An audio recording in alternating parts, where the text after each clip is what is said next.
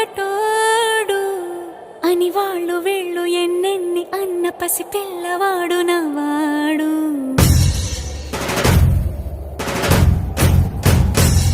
విడుముండోడు అని ఊరు వాడ అనుకున్న గాని మహారాజు నాకు నవ్వాడు.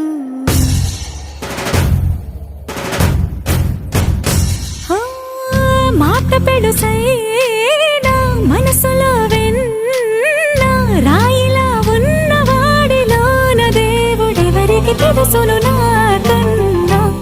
సూసేకి అగ్గిరవ్వ మాదిరే ఉంటాడు.